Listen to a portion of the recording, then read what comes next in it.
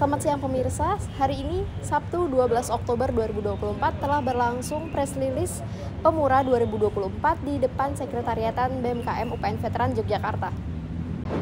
Halo semuanya, kami dari Instrumen Pemura tahun 2024. Saya sendiri adalah Krisna Dia Mirza sebagai Ketua dari KPM tahun 2024. Saya Aurelio Muhammad Salema Agung dari KPM 2024 sebagai Wakil Ketua. Saya Marso Sinosiaan sebagai Ketua Panwaslu 2024. Saya Yohanes Febrian Karanyola sebagai anggota Panwaslu 2024.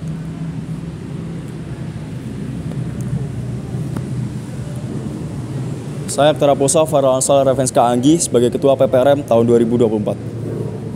Saya Tiwanata Abdi Wijaya sebagai Wakil Ketua dari PPRM 2024.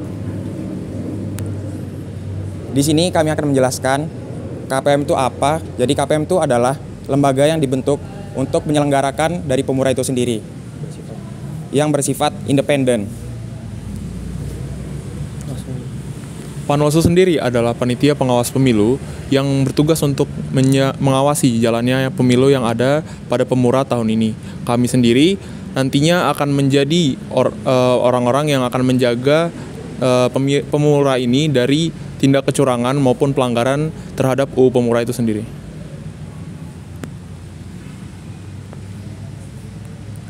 Kemudian PPRM adalah panitia yang dibentuk oleh KPUM untuk melaksanakan fungsi penyelenggaraan dari KPUM. Nah, di sini aku menjelasin timeline dari Pemura itu sendiri. Untuk saat ini yang terdekat itu adalah pada tanggal 17 Oktober nantinya akan dilaksanakan sosialisasi dan penetapan dari DPT. Kemudian tanggal 20 sampai tanggal 26 Oktober itu akan dilaksanakan pendaftaran bakal calon. Kemudian pada tanggal 30 Oktober itu akan diumumkan dari penetapan bakal calon ketua dan wakil ketua. Kemudian tanggal 1 November itu akan dilaksanakan sosialisasi kampanye. Kemudian tanggal 2 November hingga tanggal 12 November itu akan dilaksanakan kampanye itu sendiri. Kemudian setelah itu tanggal 13 Oktober akan dilaksanakan 13 November akan dilaksanakan satu hari masa tenang. Kemudian setelah itu tanggal 14 November akan dilaksanakan Hari H Pemura. Hari H Pemura itu sendiri, yaitu pemungutan suara dan perhitungan suara. Terima kasih. Mungkin dari saya sendiri, ada nggak sih aturan atau jumlah maksimal kandidat atau calon dari Pemura tahun ini? Mungkin untuk yang KM. Ya. Sebenarnya untuk peraturan sendiri itu udah kami publikasikan di media kami, yaitu Pemura UPN VYK, yang dimana itu ada peraturan KPM tahun 2024. Kemudian untuk apakah ada nggak sih batas dari pendaftaran bakal calon nanti? Sebenarnya dari kami itu tidak ada membatasi sama sekali. Berapapun yang mendaftar itu akan kami proses, akan kami verifikasi gitu pendaftarannya, seperti itu. Terus habis itu untuk soal keamanan sendiri, itu dari teman-teman panitia gimana? Untuk soal mitigasinya atau pencegahannya begitu?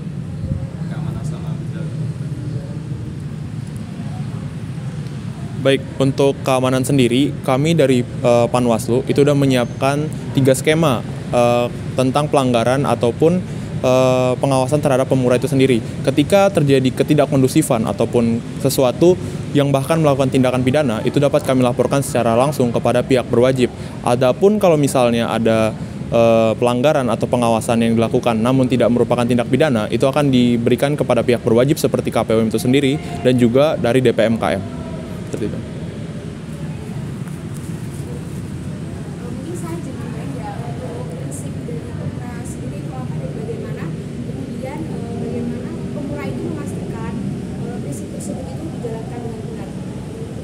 Jadi prinsip Pemura itu sendiri bersifat demokratis, yang dimana ada 6 poin asas yang menunjang jalannya Pemura itu secara efektif dan efisien, yaitu asas luber jurdil, yaitu langsung, umum, bebas, rahasia, jujur, dan adil. Dan bagaimana cara kami memastikan jalannya Pemura itu akan sesuai dengan ke-6 poin tersebut. Yang pertama adalah dari kami persiapannya bagaimana. Kemudian dan eksekusi kami di lapangan nanti itu adalah tidak akan pernah menyeleweng atau tidak sesuai dengan peraturan tersebut. Ya, ke-6 asas tersebut. Terima kasih. Untuk peraturan dan SOP bagi pengawasnya. Oke, untuk peraturan dan SOP dari Panwaslu sendiri itu nantinya akan kita sosialisasikan pada tanggal 17 Oktober itu berbarengan dengan sosialisasi DPT dan penetapan DPT itu sendiri. Dan untuk kasarannya, SOP dari Panwaslu itu mengatur bagaimana nantinya laporan itu dapat diterima, diselidiki dan diverifikasi oleh Panwaslu untuk diberikan kepada pihak yang berwajib seperti KPUM, dan DPM. Nah, kemudian untuk peraturan Panwaslu sendiri itu mengatur bagaimana Panwaslu itu bergerak, bagaimana kita nantinya melakukan pengawasan dan bagaimana mekanisme pelaporan itu dapat diterima oleh kami. Seperti itu. Kendalanya itu sendiri, buat saat ini kan kami kan perlu banyak persiapan. Cuman karena adanya UTS ini sedikit gimana ya, ada prioritas yang lebih diutamakan dulu. Jadi sebenarnya itu bukan hambatan yang serius buat kami.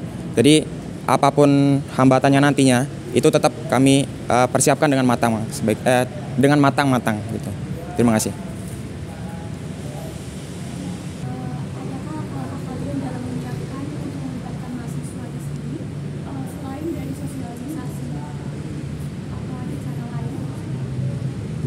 Melibatkan Mahasiswa untuk tertarik dalam Pemura tahun ini.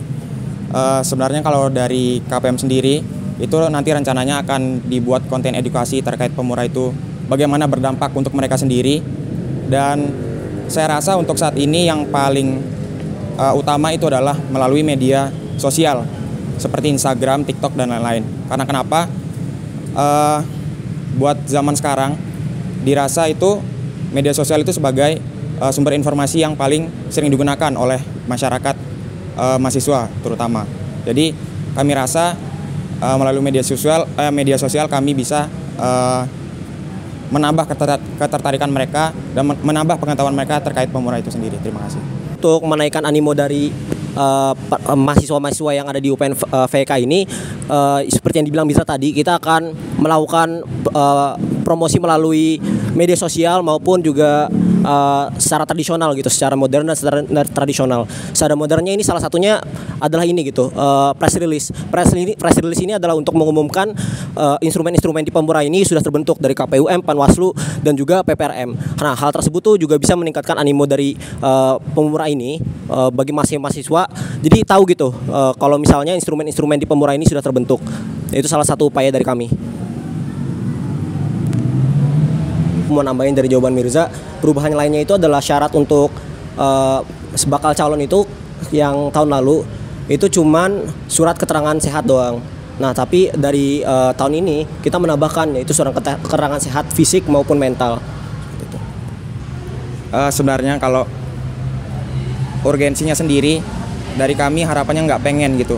Seandainya nanti bakal calon ketua yang terpilih itu malah memiliki gangguan mental gitu.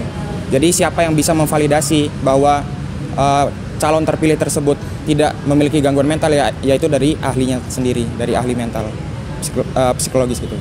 Jadi membutuhkan surat kesehatan mental seperti itu. Buat saat ini hanya itu informasi yang dapat kami berikan.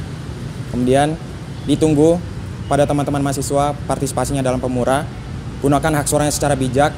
Jangan lupa pantengin IG dari Pemura sendiri yaitu Pemura UPN VYK.